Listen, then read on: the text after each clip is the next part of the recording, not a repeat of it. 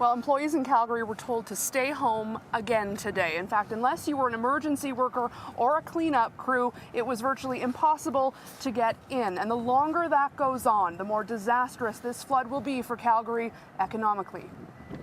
Downtown, Cowtown, is a ghost town. Businesses boarded up, the stock exchange closed, the trading floors at the headquarters of Canada's energy mecca empty. Calgary is the home to the oil and gas headquarters. There is going to be some loss of productivity, but I would imagine that if it can be contained to about 5 days of disruption, that productivity will be minimal.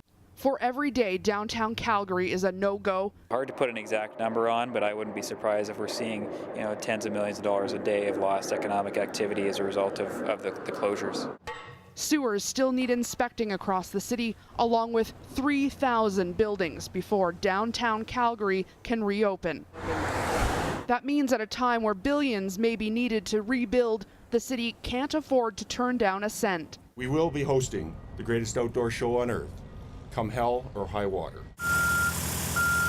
The Calgary Stampede brings in $340 million every year, the backbone of Calgary's summer tourism industry. One of the motivating factors in terms of putting on a Stampede is there are a lot of hotels that count on the Stampede to go. There's a lot of people in the hospitality industry that count on the Stampede. There's airlines that are bringing in people. So despite having already lost 10 days of setup time, they can't risk losing the city's biggest summer moneymaker. The site must be ready.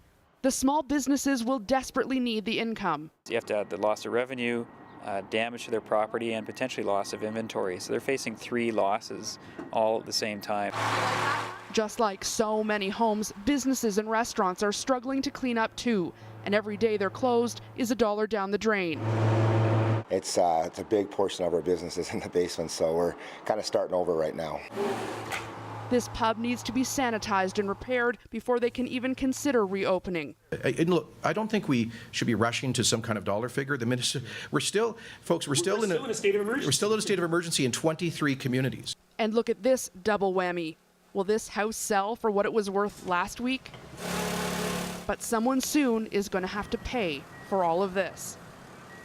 It's small businesses, not big oil and gas, that are going to make or break a quick recovery here in Calgary. 90% of the downtown is made up of small businesses, and it's those owners that are going to need financial help in the next phase that comes out from the government. So much help needed, so much money. Jen Tryon, thanks for your reporting.